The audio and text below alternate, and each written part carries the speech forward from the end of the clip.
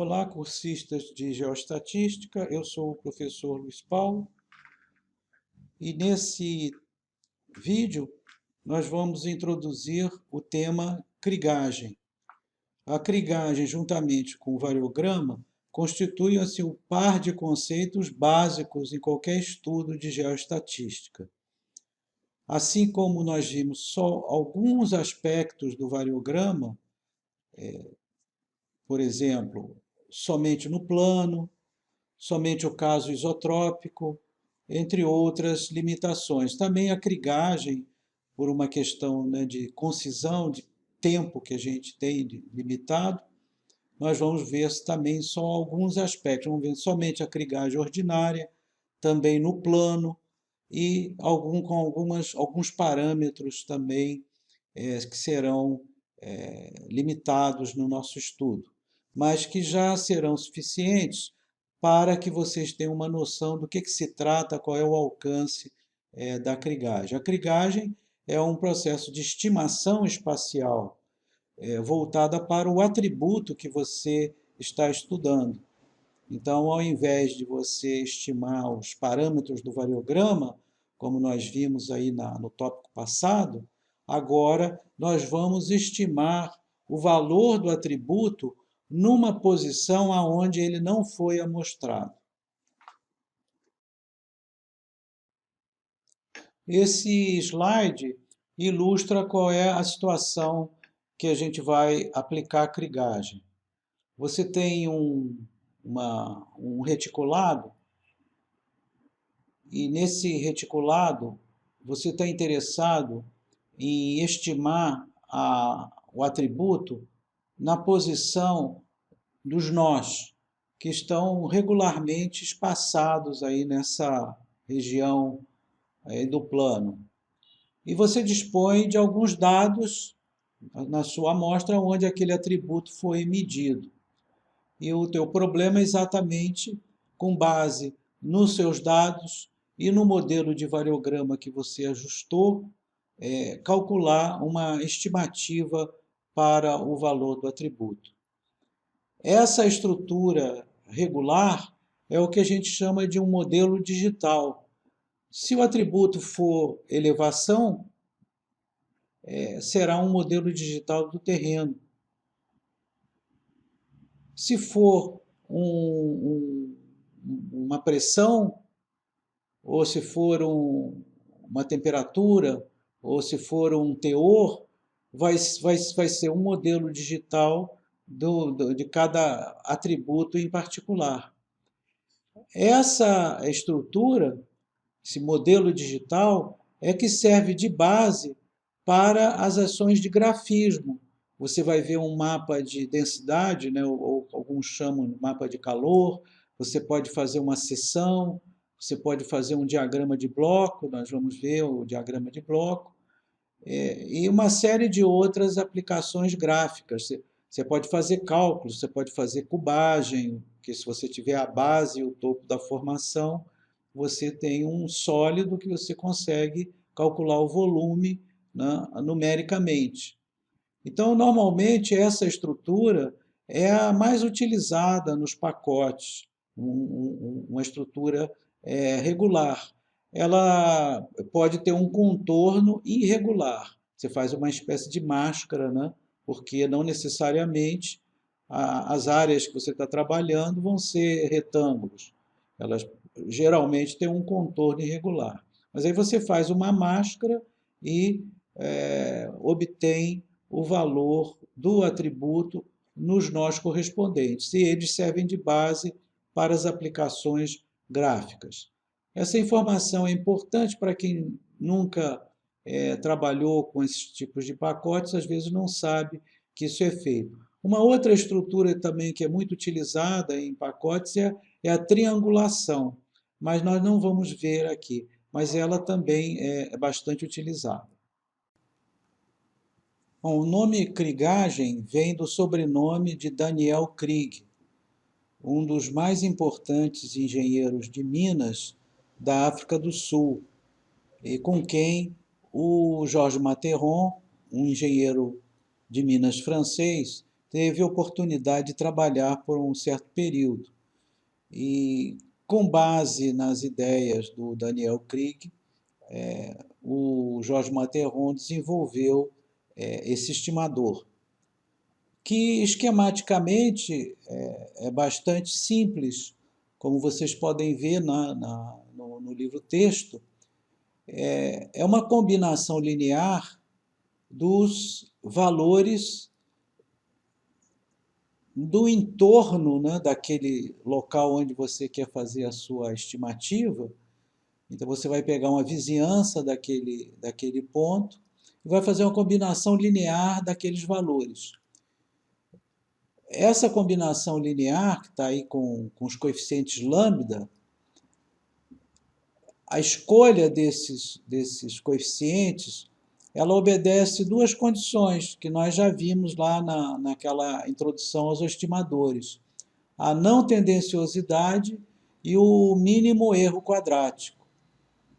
E isso dá origem a um problema linear, de resolução de um sistema de equações lineares, que numa notação matricial é representada por aquele slide que eu apresentei no início aí da exposição. A obtenção dos ponderadores de Krigage, né, os lambdas, ela é obtida através da resolução de um sistema de equações lineares, onde a matriz do sistema é composta pelos os variogramas dos pares amostrais. E o segundo membro do sistema são os variogramas da posição aonde você quer fazer a estimativa com cada amostra escolhida, né, selecionada, no caso aí são 5. A linha adicional é porque você tem a linha correspondente ao multiplicador de Lagrange.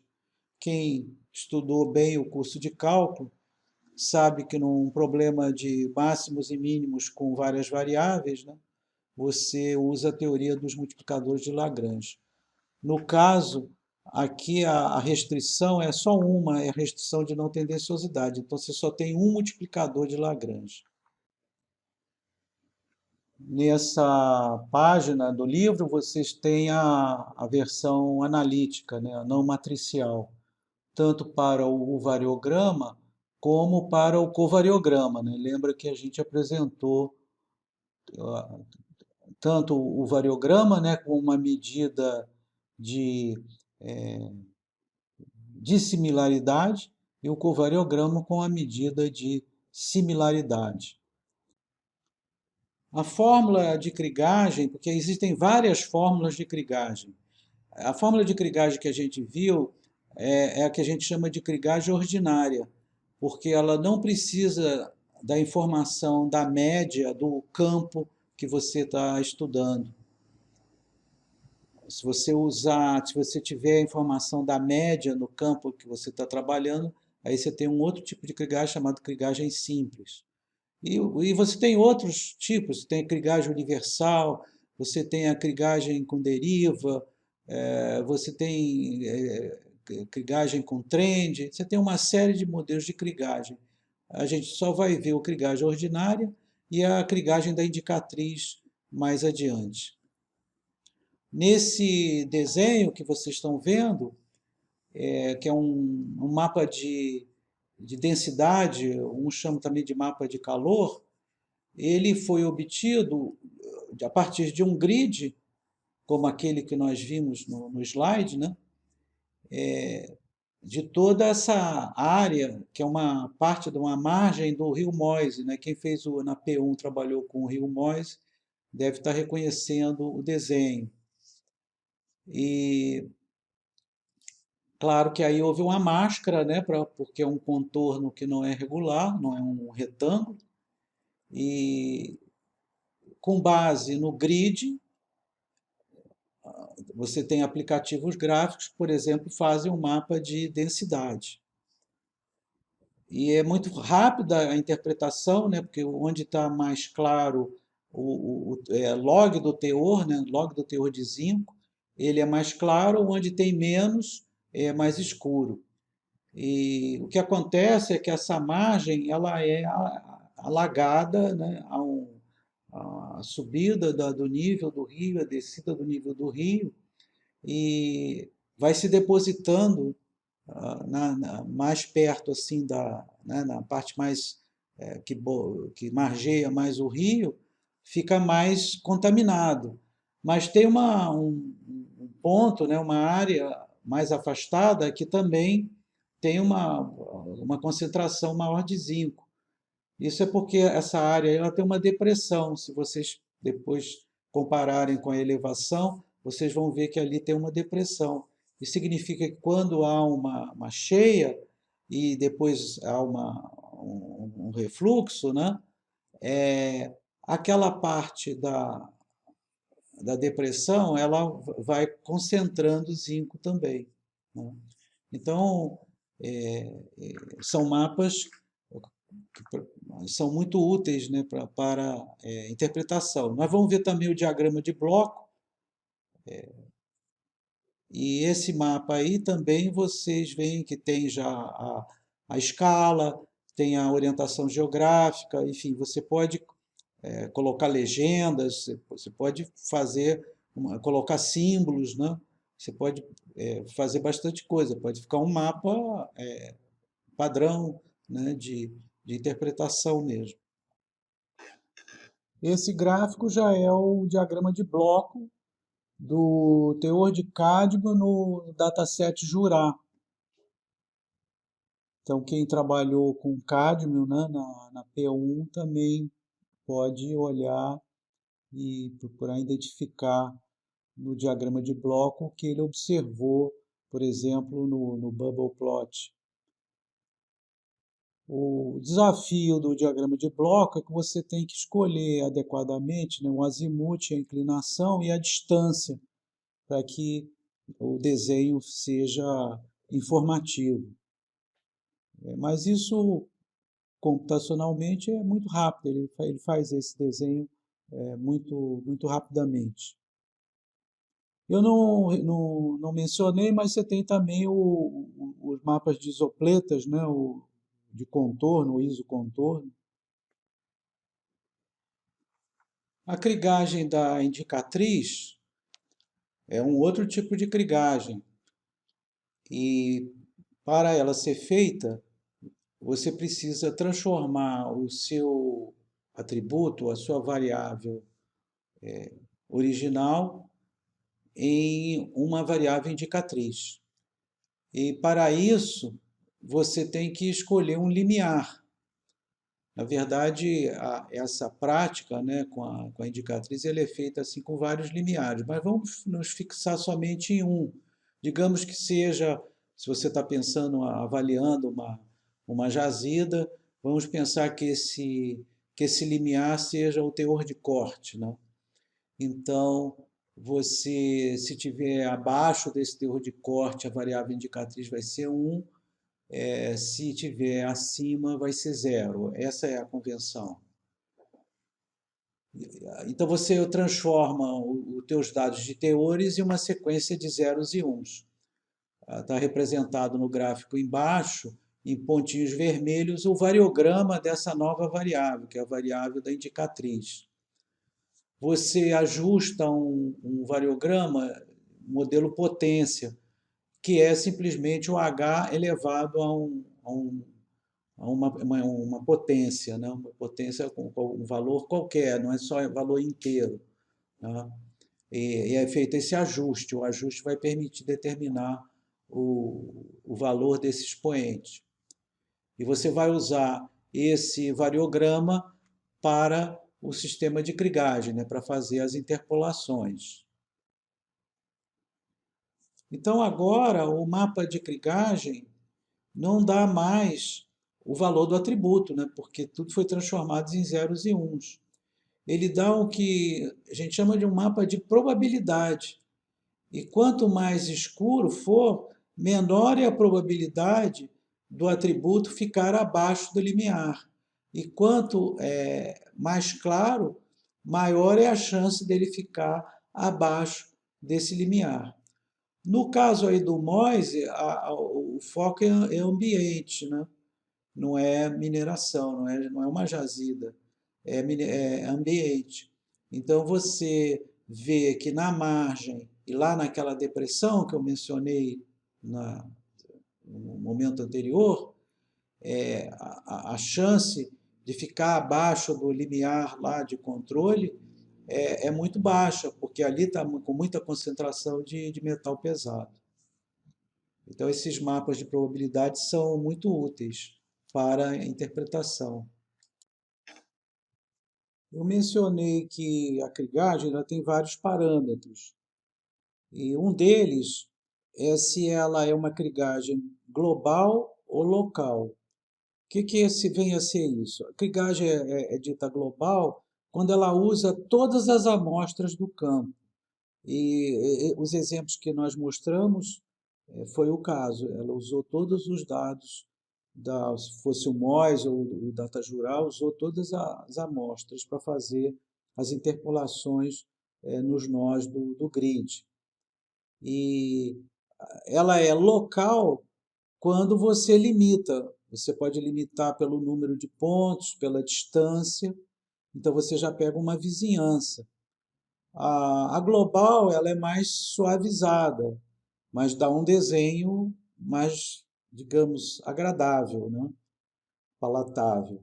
A local ela é mais nervosa, porque ela vai captar assim as mudanças, né? Que você possa ter dentro da sua região. Aí você acrescenta, né, o parâmetro Nmax, Ndist, como está aí no programa que vocês estão vendo. E o último tópico é validação cruzada. Ele tem a ver com aquela questão que a gente já falou, mencionou, do método científico, né? Um método só é científico se ele puder ser testado. E isso diferencia de um método filosófico, né, ou de um método teológico. O método, no caso aqui, o teste, consiste em você retirar uma amostra e aí fazer a interpolação de krigagem naquela mesma posição, usando as amostras restantes e comparando o valor interpolado com o valor verdadeiro, que foi, né, subtraído. E você faz isso, vai fazendo isso sequencialmente. E depois você obtém aí o bubble plot, aonde se tiver vermelho foi subavaliado, se tiver verde foi sobreavaliado. Se tiver igual ele não vai aparecer, então se não aparecesse nada era perfeito, né? Vocês não devem confundir essa validação cruzada com a propriedade de interpolação exata, né? Porque a interpolação exata você mede mantendo todas as amostras e a krigagem ela passa sempre pelos pontos originais.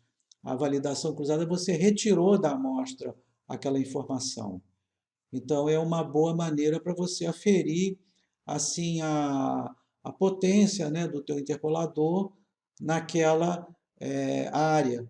E claro, aí está entrando o ajuste do variograma, está entrando o ajuste dos parâmetros de krigagem, está entrando a natureza do atributo, enfim, há uma série de fatores que podem comprometer a, digamos, efetividade da interpolação.